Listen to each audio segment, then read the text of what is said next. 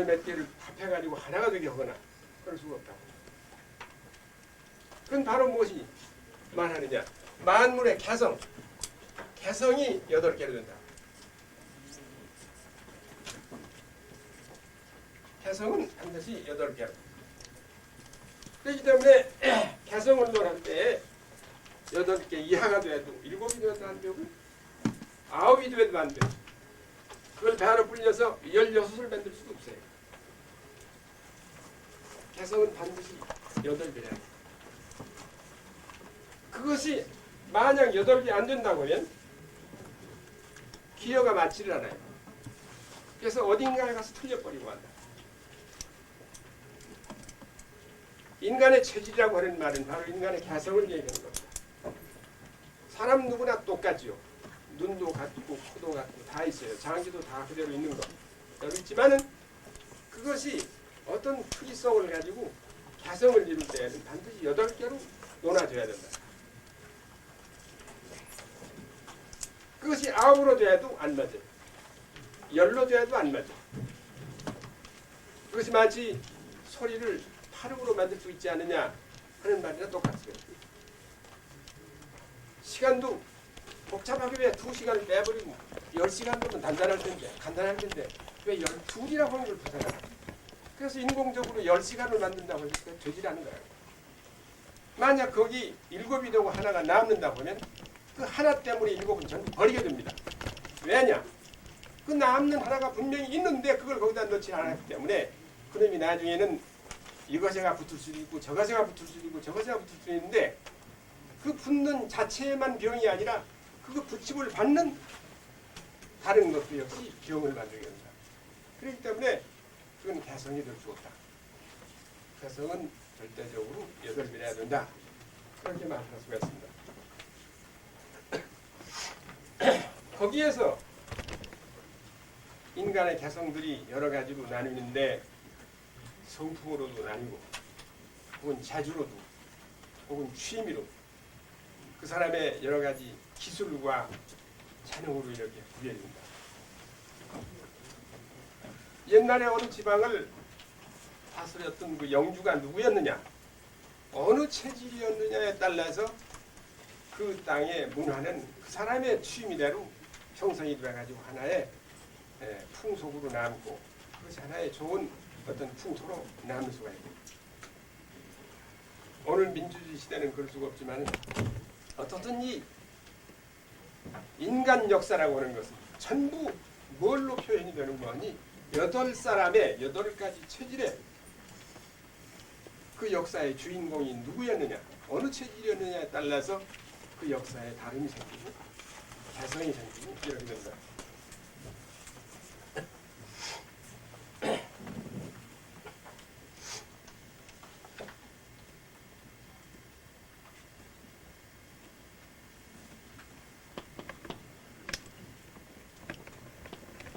그래서 이 말을 왜 하는 거니? 체질이 8이 돼야 된다고 하는 이유를 말씀하기 위해서 간단히 말씀을 드렸습니다. 그렇게 되면 이제 이 체질론에 의해서 무엇이 어떻게 변하느냐? 우선 첫 번째로 생리학이 변하게 됩니다. 인간의 생리학이 어떻게 사람마다 따를 수가 있는가? 따를 수 있죠. 사람이 타고난 장기의 불균형은 그것을 뭐라고 말하는 거니? 적불균형이라.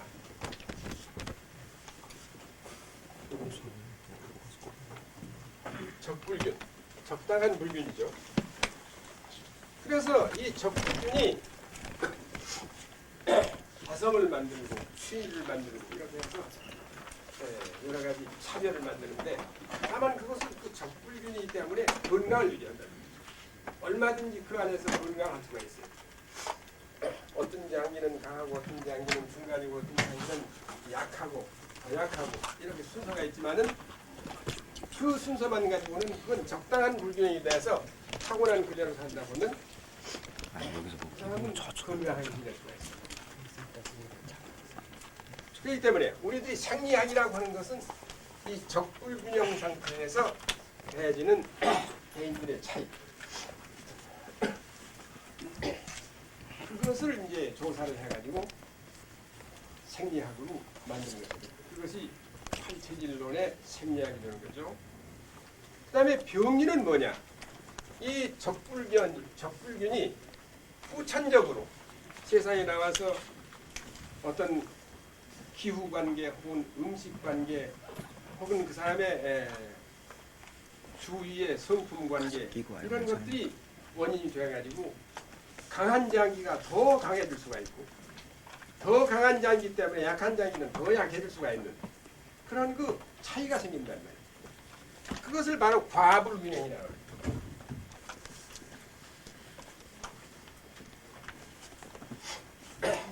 과하게 된 부. 이건 이제 무엇을 말하냐? 이거 병리예요, 병리. 체질의학의 병리는 뭐냐? 적불균형 상태에서 과한 불균형으로 변해가지고 병의 원인을 만드는 것이 바로 그것이 팔체질이론의 병리를 형성하는 것입니다. 그럼 치료는 뭐냐? 치료는 바로 이 과불균형을 다시 적불균형으로 환원시키는 것입니다. 적불균형으로 환원시키면 모든 병을 따라하고 말이야. 그러나 한 가지 불가능한 것은 본래 타고나기를 약한 장기를 타고났는데 그 약한 장기가 도를 넘어서 강한 장기로 변했다고 하는 것은 있을 수 없습니다. 약한 장기가 후천적으로 더 약해진 것이 병의 원인인데 그걸 다시 선천적인 적불균형으로 이렇게 다시 환원시키는 것, 그것이 바로 치료하는 방법이에요. 그것이 팔체질론의 치료법입니다. 그럼 그걸 어떻게 할 수가 있느냐? 아까 말씀한 바와 같이 경락을 계산해서 그걸 할 수 있다. 경락을 계산해서 약 안 쓰고 약 하나 필요 없이 강해졌을 때 그걸 다시 환원을 시켜서 적당한 강도로 돌려주는 그런 방법을 쓸 때 그것이 바로 병 고치는 방법인데 하나 어려운 것은 뭔고이니? 병에는 종류가 많아요. 종류가 많아서 가령 이 사람이 위장병이 걸렸다. 이 사람의 체질이 뭐냐? 이러이러한 체질이다. 그런데 그 사람의 위장병은 무엇과 무엇 사이의 불균형이 위장병을 만들었느냐고 하는 것을 발견하는 것이 어려워. 그러나 이미 그것이 발견이 돼서 다 조직이 되어버렸습니다. 체질명을 아직 말씀을 안 했습니다만 체질명에 목양체질이니 토양체질이니 금양체질이니 이런 모두 체질들이 있는데 목양체질의 위병은 무슨 장기와 무슨 장기 사이에 불균형이 생겨서 이렇게 되니까 그 두 장기의 강한 것을 떨어뜨려서 적불균형 상태로 내려주고 약한 것을 다시 올려서 그것도 역시 타고난 적불균형 상태로 이렇게 복구를 시킨다고 할 때 그 병이 날 수 있다는 거예요. 그런가 하면 다른 체질은 또 어떻게 되느냐? 그거 가지고 통하지 않죠. 다른 체질은 또 장기가 달라진다 그래요. 병은 같은데 다른 체질은 장기가 달라져요. 이게 8개의 체질이 전부 장기가 다른 원인을 가지고 병이 생기는 겁니다.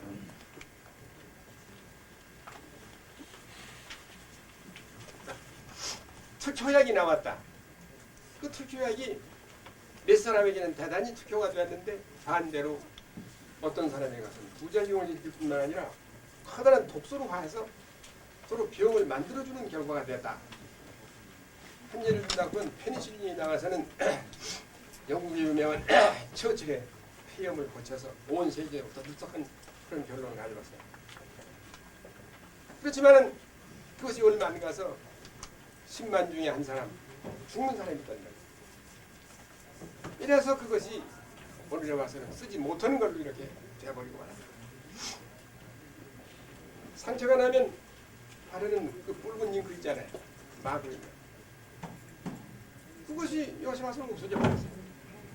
없어질 수밖에 없는 것이 왜냐? 그건 수은제제가 수은으로 만드는 것인데 체질 가운데는 수은 중독이 안 걸리는 사람이 있고 안 걸릴 뿐만 아니라 대단히 유익한 사람이 있고 어떤 사람은 수은 중독에 걸려서 대단히 불리하게 되는 사람이 있다는 겁니다. 그러니 그런 수은을 원료로 해가지고 만들어낸 상처 나으라고 바르는 약이 말이죠. 수은 중독이 안 일어나고 이익을 가져온 측이한테는 대단히 좋은 결과를 가져오지만은 만약 수은 중독을 일으키는 사람이 그걸 발라가지고서 상처가 나을 리가 없는 거죠. 그러니까 들어가 버리고 말. 이 사람에게 다 인삼을 먹였더니 대단히 좋은데 사람이 다 인삼을 먹이니까 중풍이 일어나. 눈이 빨개지지 나중에는 그냥 소경이 돼버렸다. 이런 모든 걸 우리 잘 경험할 수 있잖아요. 이것은 바로 무엇을 말하는 거니? 아까 내가 말씀한 대로 이 사람의 윗병과 저 사람의 윗병과 이 사람의 윗병이 다 같은 병명은 같은데 그 원리에 있어서 장기들의 불균형은 다르다 그래요. 그러니까 이 사람은 이렇게 처리를 해야 되고 이 사람은 이렇게 처리를 해야 되고 여기는 또 이렇게 처리를 해야 되는데 그것을 똑같은 방법으로 치료를 하다면 안 된다 그래요. 그래서 그걸 바로 뭘로 할 수 있는 거니? 아까 그 경락을 조절해가지고 얼마든지 할 수가 있는데 그 가능성이 얼마쯤 있느냐? 그 가능성을 말할 수 없을 정도로 무한대로 했다.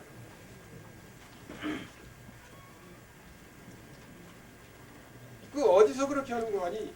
우리 경락에 많은 혈들이 있잖아요.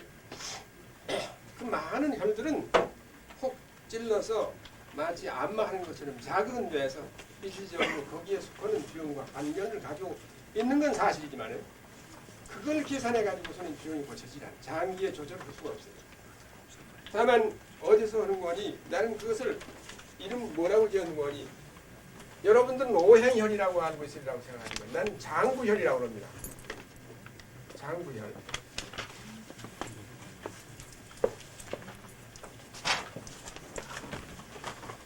우리 장기와 관계되어 있는 장부혈이 있죠.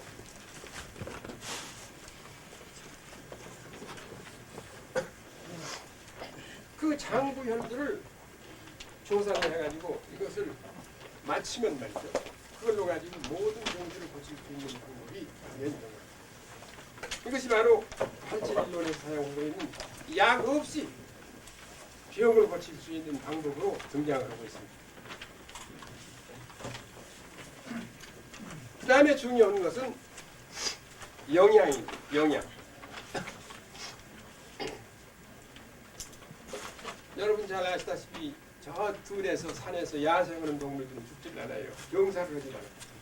수명이 다해서 죽거나 그렇지 않으면 동물에 맥혀서 죽거나 그것이 병이나 가지고 죽거나 그러지 않아요. 왜 그러느냐? 그것들은 자기가 먹어서 병 걸릴 풀도 알고 자기가 먹으면 병이 날 수 있는 풀도 알아요. 갓난 동물을 자기가 먹으면 안 될 풀 속에다 갖다가 놓으면 말이죠. 절대 뜯어먹지 않아요. 그건 왜 그러느냐? 그것들의 감각이 살아있다.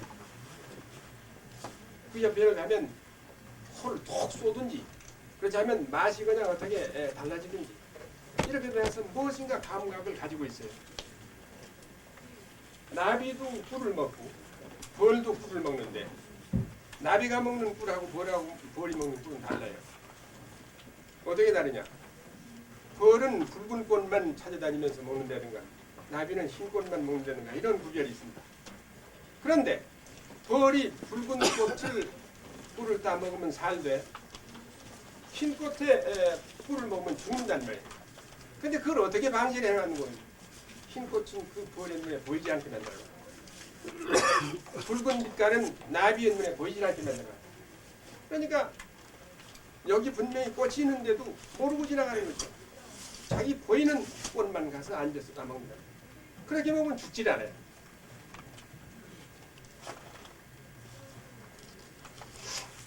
흙 있는 수명이 다한 후에 자기 발로 자기 꿀로 들어가 죽는다고 해요. 그런데 인간들은 그걸 몰라요. 인간들은 이 풀을 먹으면 죽는지 사는지 그걸 몰라. 그러니까 지렁이가 좋다고 하면 그냥 지렁이 파먹으러 다니는 거야. 빈대만 남았는데 빈대 지금 없지만은 빈대가 좋다고 하면 빈대를 다 먹으러 다니는 거야. 그건 뭘 말하는 거니? 인간들은 자기 감각으로 자기가 먹어야 되는 풀과 자기가 먹어서는 안 되는 풀을 음식을 잘 모른다는 거야. 감각을 잃어버리죠.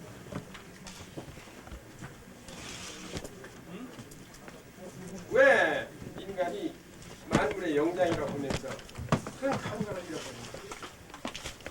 다른 동물은 그걸 못한다고 할지라 인간은 알아야 되지 않느냐. 이걸 기독교적인 어떤 입장에서는 대단히 중요한 의미가 있다고 생각합니다. 아담이 범죄를 하는 그때부터서 창조주를 알아보는 감각만 잃어버린 것이 아니라 만물이 자기에게 이롭고 해로움을 가지고 감각하는 감각을 잃어버렸습니다. 그래서 죽을 물건도 먹어보면 맛이 있고 살릴 물건도 먹으면 쓰기도 하고 그러니까 분별을 몰라. 그것이 바로 인간인데 이 음식이 얼마나 중요한 거니? 음식에는 반드시 어느 장기를 돕는 음식이 있고 그 장기를 해롭게 하는 음식이 있어요. 다시 말해서 위를 강하게 타고난 사람에게는 위를 돕는 음식을 투여해서는 안 된다 그러니까. 그 이상 위가 더 강하면 거기서는 병을 만들게 됩니다. 안 되는 거죠. 그렇기 때문에 위를 강하게 타고난 사람이 위를 보호하는 췌장을 보호하는 인삼이 들어가면 그 독소화하는 이유가 바로 그건 선천적으로 위를 약하게 타고났거나 췌장을 약하게 타고난 사람한테는 바로 인삼이 들어가면 보약이 되는데 어느 정도로 보약이 되는 거니?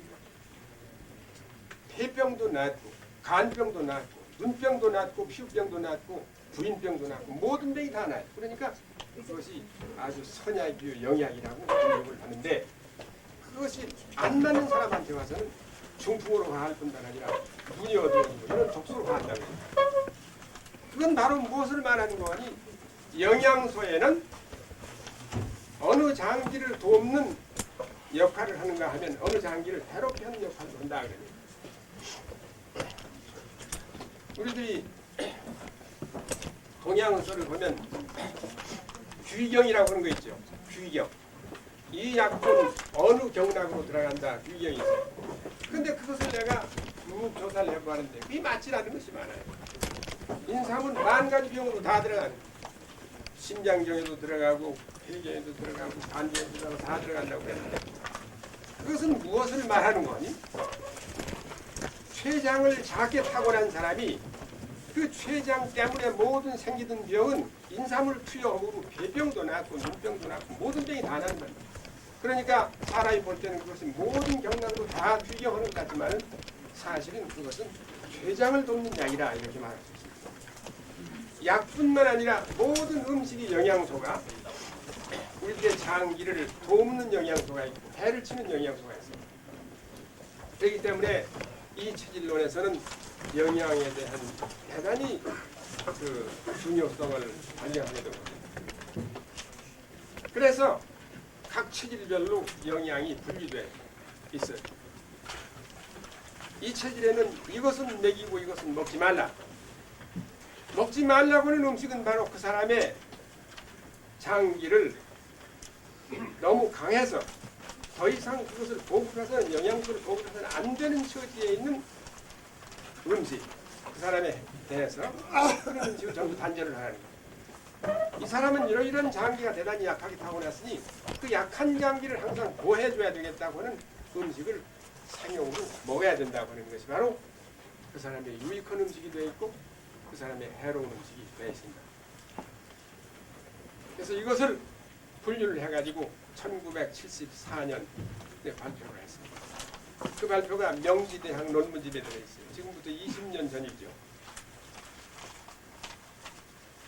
그것이 바로 이 체질이학에서 체질의 구조를 알았기 때문에 그 구조대로 따라서 영양소를 분류한 것이 바로 이 영양의 배합입니다. 그래서 이런 생리와 병리와 치료와 영양이 분명하게 이 체질론에서는 달리 취급되고 있다. 그렇게 말할 수가 있습니다.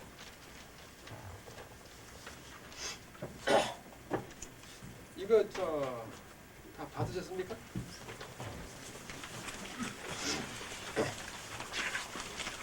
간단하게 취급하기 위해서 그 다음 페이지에 있는 그 체질이 음식에 주장한다고 써 있습니다.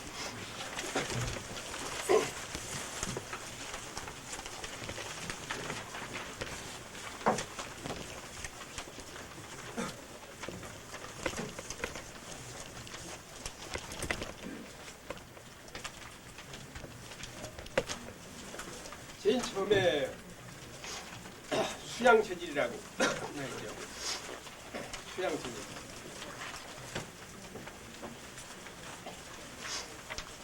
어떤 사람은 왜 금목수와 돌을 썼느냐고 그렇게 해서 미신이라고. 여러분 말을 들은 적 있어요. 특별히 기독교의 목사님들, 장로님들이 왜 예수 믿는 사람이 금목수와 미신을 써가지고 이름을 지었느냐고 말을 듣는데 그게 미신이 아니죠. 내가 모르는 건 저는 미신을 주고 없습니다. 그건 자기가 모르는 거지. 그 세상을 모르니까 하는 거지. 그럼 금목수와 또 운양이라고 하는 동양의 것이냐 서양의 것이냐, 여러분 어떻게 생각하세요? 그 동양의 것이라고 생각하십니까? 그렇게 생각할 수 없어요. 목성이라고 하는 이름을 동양 사람이 먼저 지었는가, 주피터라고 하는 목성이라고 하는 이름을 서양 사람이 먼저 지었는가, 그건 누가 대답할 수 없습니다. 머큐리라고 하는 수성이라고 하는 말을 동양 사람이 먼저 번역을 지었는지, 서양 사람이 거기다 갖다 머큐리라고 하는 수성이라고 하는 말을 번역을 해서 준 건지, 서양 사람이 먼저 머큐리라고 했는데 동양 사람이 갖다가 그걸 번역을 해서 수성이라고 했는지, 금성이고 토성이고 다 그렇죠. 예. 그런데 그게 그렇지 않아요. 우리가 금요일 토요일 하는 그대로 저 라틴어 세상에 가면 전부 목요일은 요바디, 수요일은 메르쿠리디, 그렇게 해서 그대로 우리가 쓰는 그대로 쓰고 있어요. 영어에서만 나면 토요일 하나만 세터데이라고 했지, 다른 나라 불란서 말이나 이태리 말이나 라틴어나 전부 다 우리가 쓰는 금목수화토를 쓰고 있습니다. 그렇다고 하면 금목수화토 오행이나 음양은 동양의 것이 아니지 않느냐, 나는 걸 생각하는 거예요. 인류는 처음에 한 군데서 나왔는데 다 거기에서 처음부터 그렇게 쓰고 있던 것이 아닌가, 그렇게 생각이 듭니다. 그래서 이 이름도 여러 가지로 생각을 하다가 마침내 이렇게 지었습니다. 그러나 이걸 국제적으로는 조금 달리 했어요. 지금 수양체질이라고 하는 체질은 여러분과 아마 거기 써 있으리라고 생각합니다. 리노토니아라고 해요. 리노라고는 신장이라고 하는 말이에요. 신장. 신장을 강하게 타고난 사람이라 그렇게 했습니다. 본래는 그것을 머큐리야 그렇게 했습니다. 그건 역시 수양 체질이나 같은 뜻입니다. 그런데 들려오는 말이 미국에서 점성하는 사람들이 그걸 어떻게 흉내를 내는 것 같다고 그래서 그냥 바로 고쳐버렸습니다.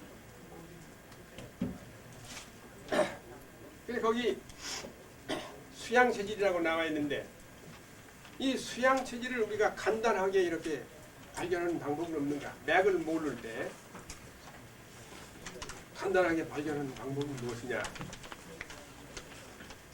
여러분 지나다가 보면 매일 변을 보지 아니하고 사흘 만에 보는 사람 혹은 닷새 만에 보는 사람, 열 만에 변을 보는데도 아무 고통을 모른다고 하는 사람이 있죠. 그것이 바로 수양 체질이에요. 다른 체질은 그런 사람이 없어요. 만약 하루 나이틀 변을 못 보면 죽을 지경이죠. 그냥 열이 나고 야단이 나고. 수양 체질 이외의 사람은 그래요. 수양 체질은 닷새 만에 보아 1년 만에 보아도 그걸 고통으로 느끼지 않는 거예요. 대개 하루 걸러서 3일 만에 보는 거지, 그것이 정상이에요. 그게 수양 체질입니다. 수양 체질의 표가 거기 하나 있어요. 그런 사람을 만나거든, 아 이건 수양 체질이다 그러면 틀림이 없습니다. 수양 체질의 장기가 그렇게 되어 있어요. 또 하나,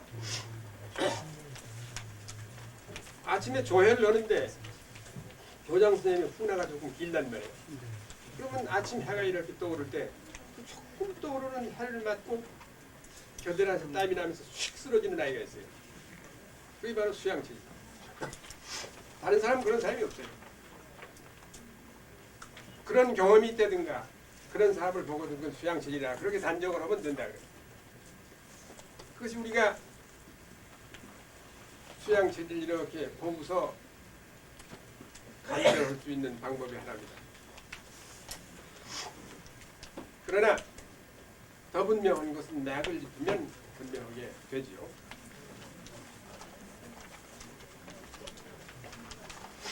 그렇기 때문에 수양 체질은 여러분 냉수 마찰을 했더니 아주 건강이 좋다.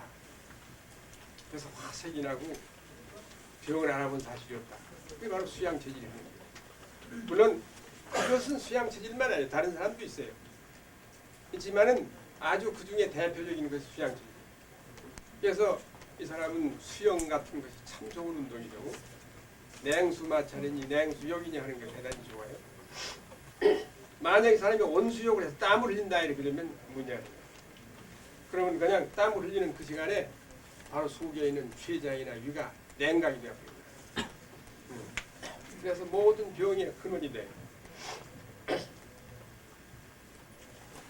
그런 주의가 필요한데 거기 수양 체질에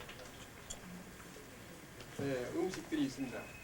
해로운 음식이 있고 유익한 음식이 있는데 그 해로운 음식이라고 하는 말은 수양 체질에 강한 장기를 돕는 영양소입니다.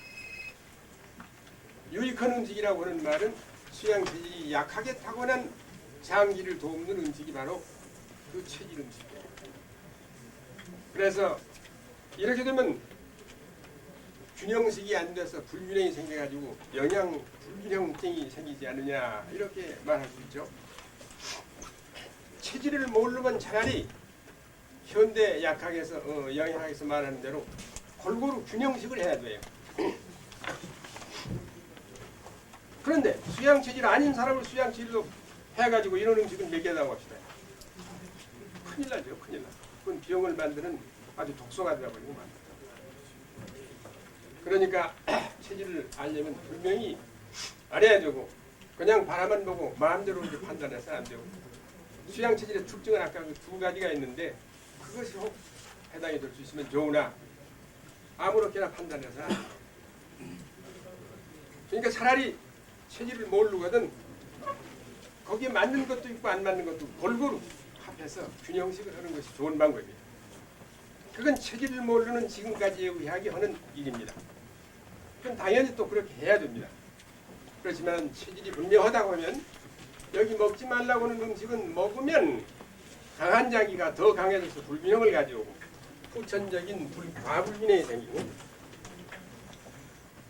먹으라고 하는 음식을 안 먹으면 더욱더 그렇게 되어버립니다. 그러나 먹으라고 하는 음식을 먹고 먹지 말라고 하는 음식을 피하면 이렇게 되었던 것도 다시 이렇게 적불균형으로 돌아선다는 거예요. 그러니까 그렇게 하는 동안에 병이 있던 병도 없어지고 병을 예방할 수도 있고 그렇습니다. 그 다음에 수음체질이라고 나오죠. 수음체질은 거기 메시코토니아, 메시코라고 하는 거예요. 방광이라는 거예요. 방광이 강한 체질이라고 합니다.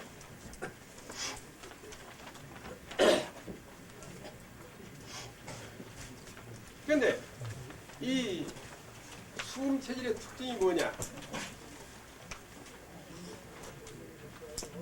의사한테 가서 당신은 위 하수증이요 진단을 받은 사람 100사람 중에 거의 99%가 수음 체질이에요.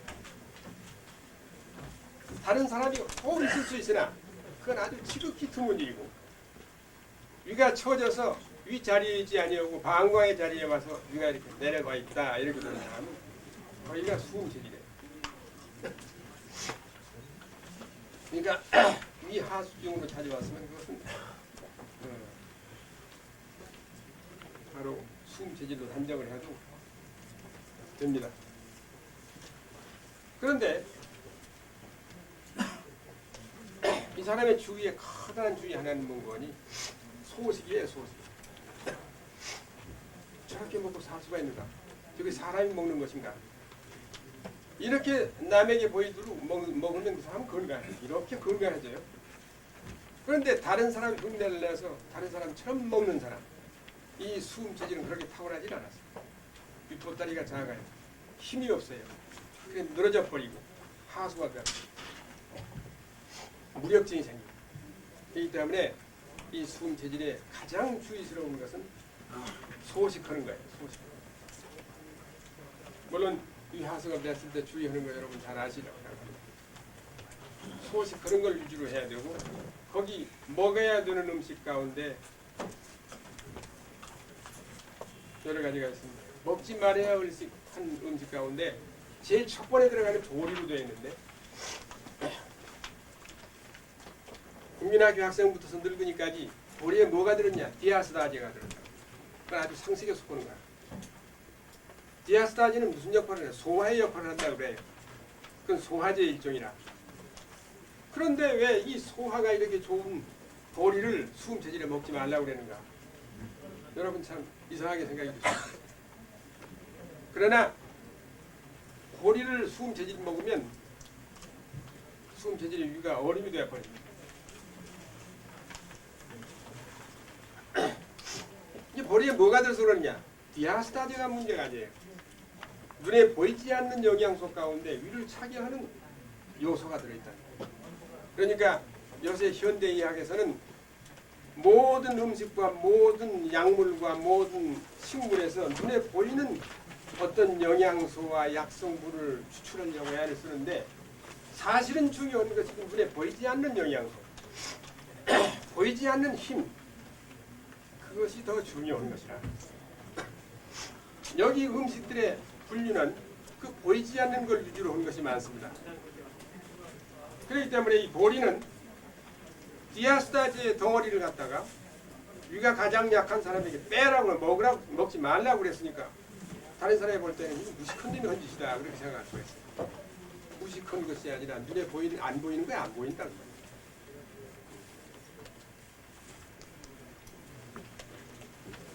반대로 위가 아주 더웁게 타고난 사람, 위가 너무 강해서 지나치게 항상 더워 있는 사람, 그 사람에게 좋은 것이 바로 이 보리예요.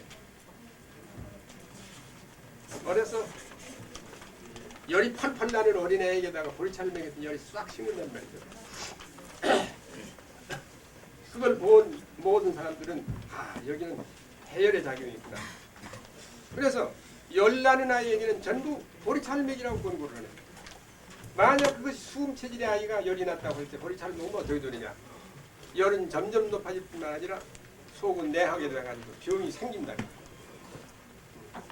한 번 무슨 일이 있었는지 저 용산고등학교 교장 선생님 지내시던 분이 어린 아이를 이렇게 데리고 왔어요. 고쟁이 싸가지고 왔는데 이 아이가 다 죽어가지고 왔는 거예요.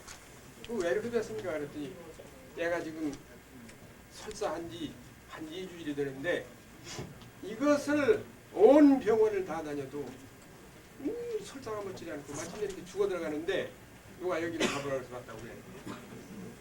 진찰러니까 수음 체질이에요. 데리고 가세요. 가서 내가 시키는 대로 하세요. 아니 치료를 좀 치료를 필요도 없고 오늘부터 가서 보리차를 끊어버리세요.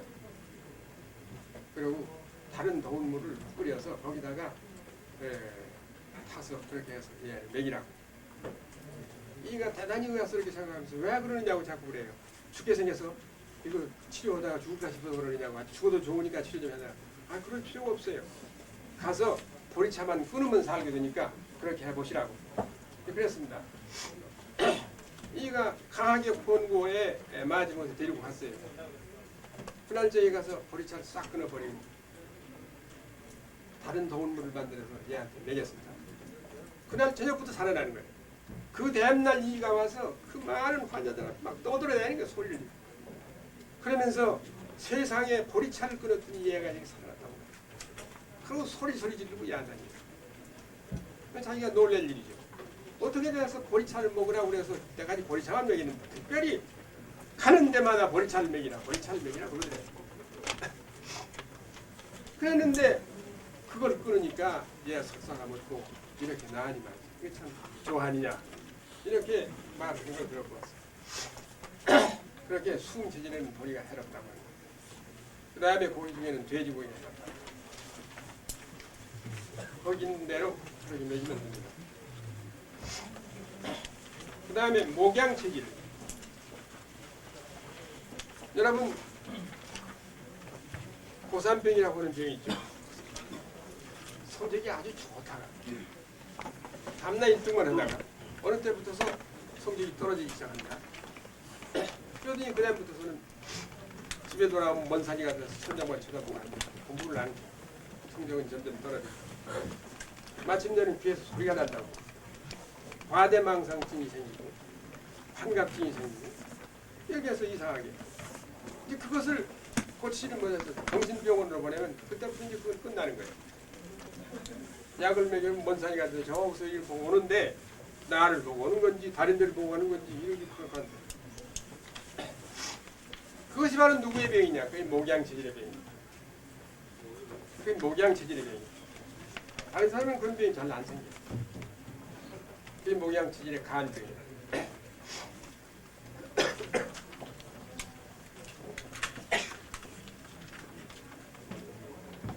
그래서 어른이고 아이고 환청이 들린다. 환각증이 있다. 과대망상증이 있다. 이런 사람 멀쩡해가지고 사람은 그냥 턱 틀어지게 생각하고 그런 소리는 사람이 많아요. 그것은 대개 목양체질이라고 생각하시면 됩니다. 그 사람은 별로 병이 없어요. 다른 병을 앓지 않는데 그 병이 오면 꼼짝을 못해요.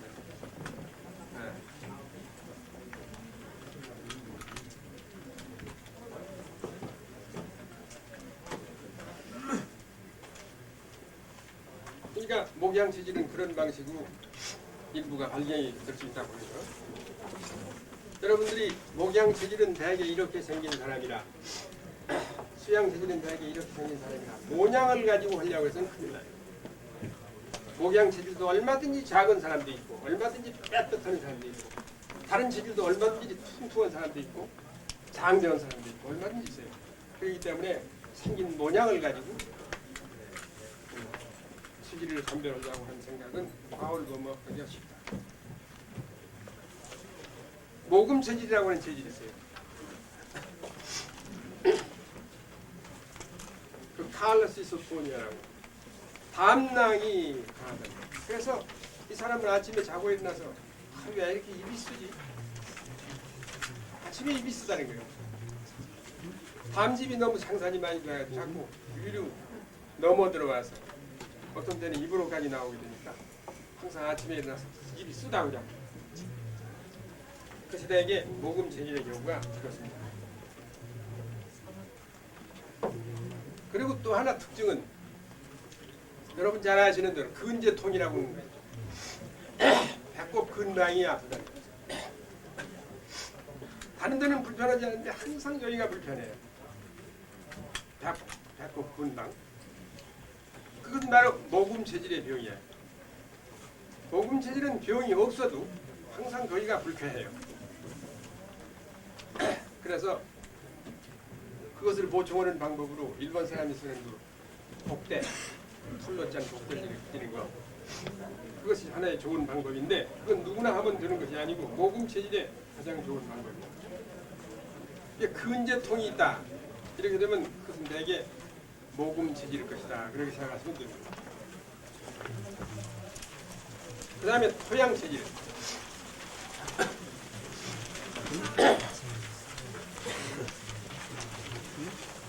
9월 어느 날 전국 여한의사가 불임증에 대해서 이론부 발표를 한다고 거기 와서 이야기 좀 하려고 부탁을 받았는데 그 불임증은 안 고쳐집니다. 안 고쳐져요.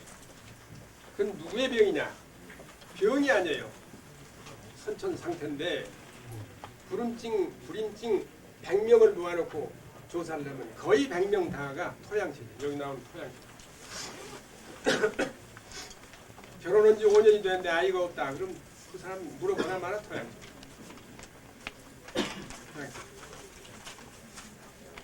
꼭 이런 경우는 있습니다. 결혼한 지 오랜데 아이가 없다. 여자 본인이 토양체질이 아닌데 남자의 어떤 불임, 말하자면 남자가 토양체질인 경우에 또 아이가 안 생길 수도 있어요. 어떻든 불임증이 있다고 하는 여자는 그건 거의가 토양체질이라고 보시면 알아요. 다른 사람은 특별한 이유가 없이는 불임이 안 생긴다. 토양 체질은 대단히 건강하게 보이고 아주 장사같이 생겼는데도 구림되는 사람이 많아요. 아무런 병도 앓지 않냐고. 그러니까 이런 사람을 보면 이건 토양 체질인가 보다 그렇게 생각할 수가 있습니다. 여기 유익한 음식 중에 보리가 써 있어요. 이 토양 체질의 위는 얼마나 강한 거니 말로 못해요. 위가 아니라 특별히 췌장이 강해요. 밥그릇에 밥을 놓고 이렇게 한참 먹다가 보면 젓가락이 들락날락 하는 동안에 밥에 다 먹지도 않은 밥이 사발에서 뺑뺑 도운다는 말이에요. 벌써 들락날락 하는 그 침이 말이죠. 밥에 묻어가지고 거기서 소화가 되는 거예요. 밥그릇에 소화가 돼요. 이게 빙빙 돌아가요. 그럴 정도로 소화액이 풍부하고 항상 먹는 것에 취미를 가지고 미식가가 많고 그러게 돼요. 그래서 배가 잘 고프다고. 이런 사람이 보리를 먹으면 어떻게 되느냐. 그 강한 위의 열, 췌장의 열 이런 것이 그 보리 때문에 식습니다. 그래서 아주 기분이 좋아요. 그걸로 당뇨병도 예방이 될 수 있고 여러 가지 병도 예방할 수가 있다. 그렇게도 말할 수가 있습니다.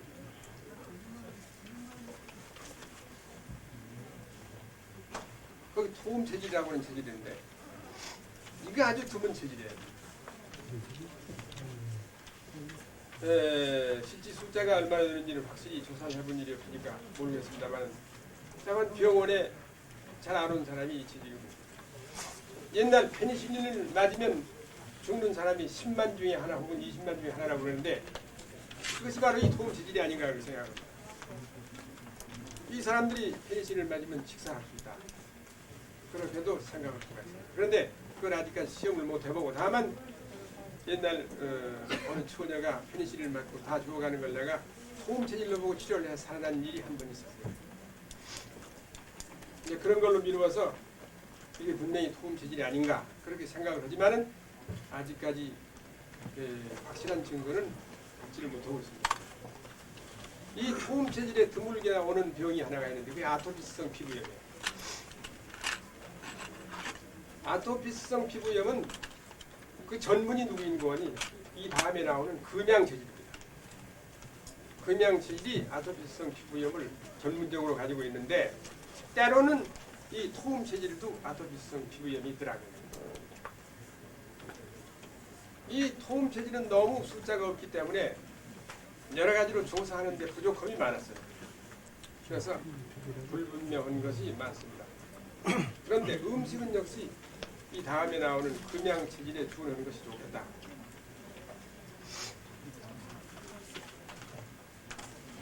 그 다음에 이제 나오는 것이 금양 체질이죠. 그건 바로 아토피성 피부염이 특징이에요. 어린아이가 피부가 점점 나빠지니 나중에는 그냥 나병 환자처럼 아주 심하게 되는 사람이 있어요. 그건 병원에 가면 밤낮 밀려나기만 하고 치료하는 방법도 없고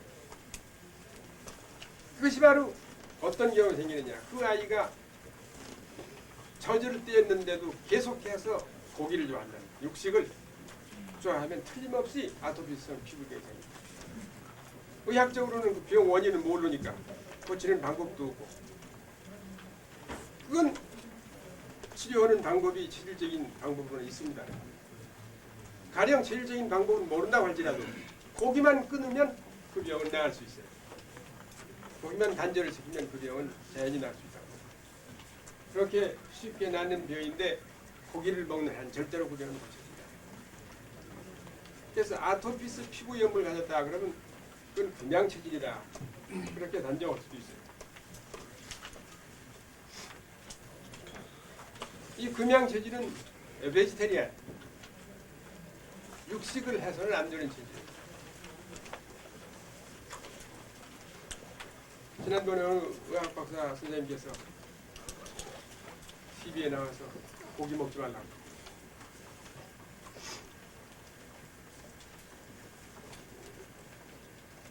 아마 그분이 금양 체질이었을 겁니다. 자기가 의사인데 다른 사람이 병을 고치는데 자기가 그 병에 걸렸을 때 그 약을 똑같이 쓰는 분 낫질 않는다는 거예요. 그러니까 항상 딜레마에 빠지고 이렇게 있다가 우연히 안식교회라고 하는 교회를 들어가서 거기는 고기를 먹지 말라고 해요. 모든 교인에게.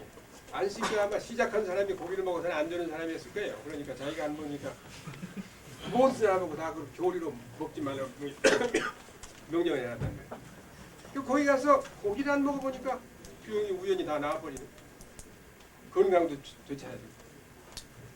그러니까 이 고기라고 하는 거 이렇게 나쁘구나. 그래서 돌아다니면서 만인 보고 그걸 다 먹지 말라고 그러는 거예요. 고기를 목양 체질이나 목음 체질이 고기를 안 먹으면 죽어요. 절대 안 돼. 기운이 없어지고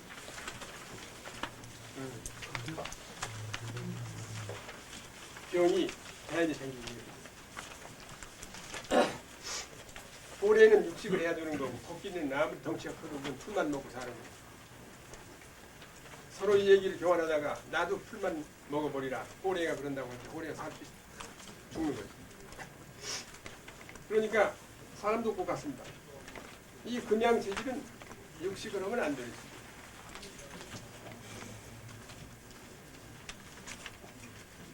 그 다음에 금음 체질 하나 있죠. 금음 체질의 병들이 많아요. 요새 특별히 우리 한국의 금음 체질의 병이 굉장히 많아요. 왜냐? 육식을 하는 세상이 돼서 금음 체질의 병이 나타납니다. 여러분 길란바레 신드롬이라고 하는 병이 있죠. 우연히 바른 쪽 다리가 힘이 없어지더니 나중에 점점 올라가는 완전히 못 쓰게 되는 그런 병. 그것이 마비도 아니고 이렇게 만지면 감각은 다 있어요. 다만 발을 디디면 눈 속에다 발 디는 거 푹 들어갑니다. 힘이 빠져버려요. 그 병 이유도 모르고 원인도 모르죠. 그것이 바로 이 금음 체질의 병입니다. 반드시 오른쪽에서부터 생기는 거예요. 금음 체질의 병. 금양 체질은 그런 병이 오질 않아요. 금음 체질은 아토피스 병이 생기질 않아요. 금음 체질이 육식을 좋아하면 반드시 이런 병이 생깁니다. 지난번 영국에서 유명한 과학자 닥터 호킹이라고 하는 사람이 말이죠. 그것이 바로 금음 체질이라는 걸 생각합니다. 못 고치죠. 무슨 병인지 몰라요. 그럼 육식을 끊는다고 하면 너무 나을 수가 있어요. 지금 뭐 늦었지만은. 금음 체질이 육식을 하면 근육무력증이 생긴다. 근육무력증. 이유 없이 중풍도 아닌데 다리가 힘이 없어졌다. 갑자기 학교 교수 노릇한 양반이 이렇게 판서를 하려는데 팔이 이렇게 버리고 판서를 할 수가 없어요. 어떻게 판서를 할 수가 있어요. 이렇게 됐다. 그런데 병을 아무리 검사해도 병이 나타나지 않는다. 이게 물론 아주 짙어지면 근전도 검사를 하면 근육에 나타납니다. 그렇지만 초기에는 이거 무슨 병인지도 몰라요. 치료 방법이 없어요. 그러나 이건 현실적으로 다 치료 방법이 되어 있습니다. 그렇지만은 더 중요한 것은 이건 고기를 먹었기 때문에 그런다. 그러니까 위선 문제가 고기를 끊는 거예요. 육식을 끊는 거예요. 생선은 다 돼요. 그것이 바로 간단한 체질 구별하는 방법을 맹 말고 체질 구별하는 방법을 말씀드린 것 동시에 음식에 대한 것을 간단히 설명합니다.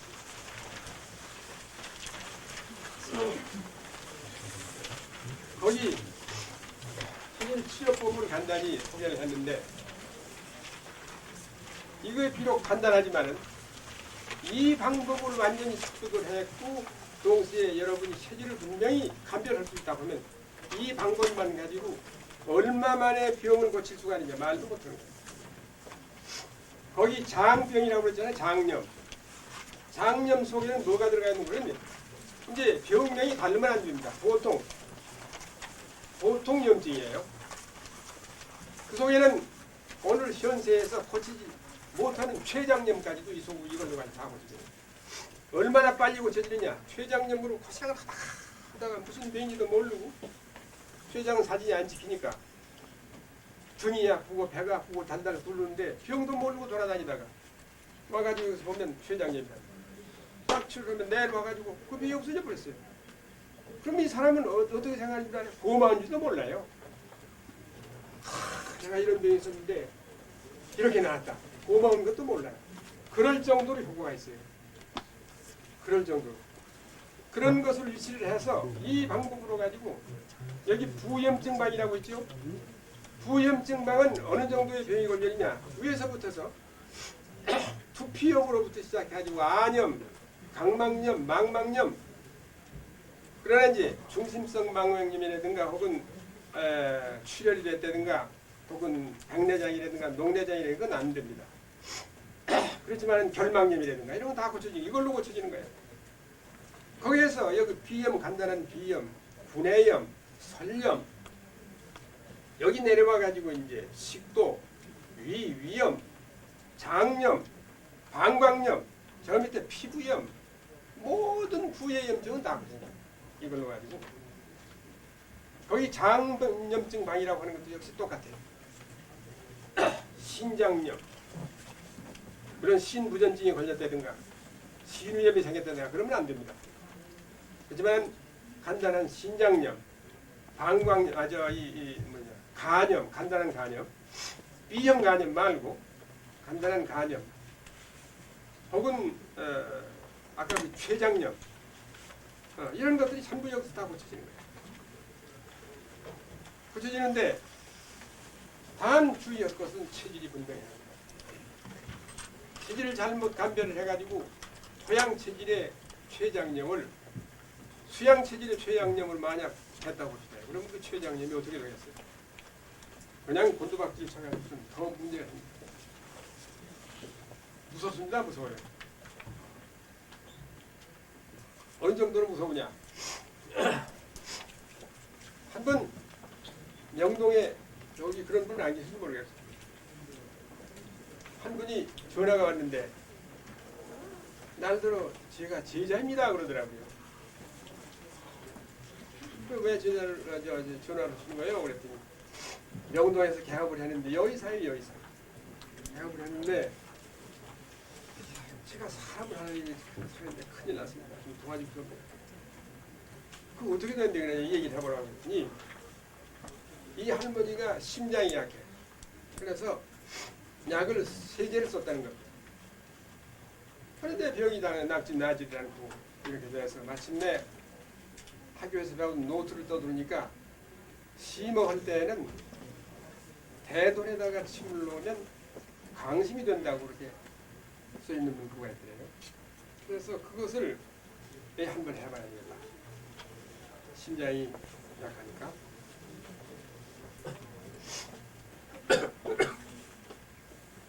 죄송합니다. 이 기침을 약해서. 그래서 대돈에다가 침 한 번을 질렀는데 침 지리자마자 혼비백산해가지고 쓰러져가지고 이렇게 누워있으니 큰일 났습니다. 이걸 어떻게 좀 도와주시면 되겠다고. 맥을 짚어보라고. 맥은 뛰어요. 그러면 말할 것 없이 그냥 싣고 이리 오라고. 광화문으로 오라고. 가다가 일통이 나면 어떡하냐. 아이고 그러지 마. 빨리.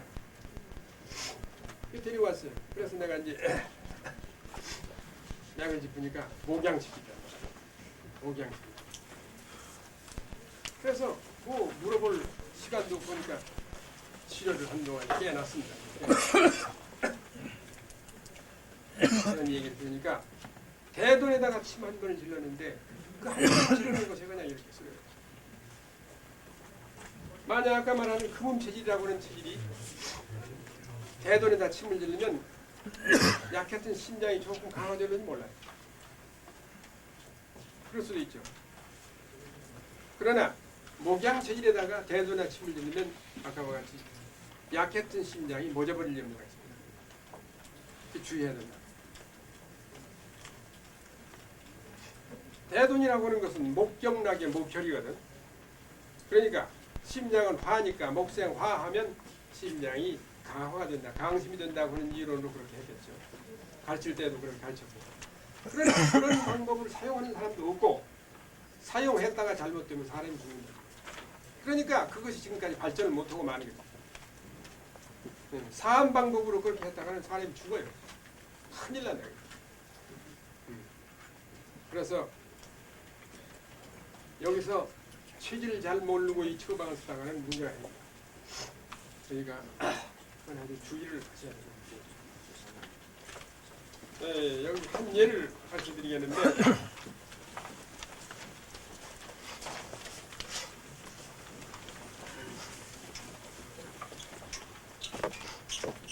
제일 위에 거, 제일 처음에 것을 볼까요? 제일 처음에 이렇게 해가지고 이렇게 하고 여기다가 S를 이렇게 하고 이 체질을 의학에서는 모든 걸 전부 숫자화 합니다. 숫자로 가지고 장기도 말하고 숫자로 가지고 경락도 말하고 숫자로 가지고 처방도 만들고 다른 거 하나도 안 쓰고 숫자만 가지고 전부 된다.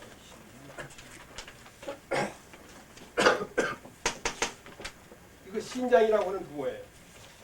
9번 신장이라고 하는 부호. 여기다가 이렇게 하는 것은 신장을 서프레스, 신장을 사한다고 말이에요.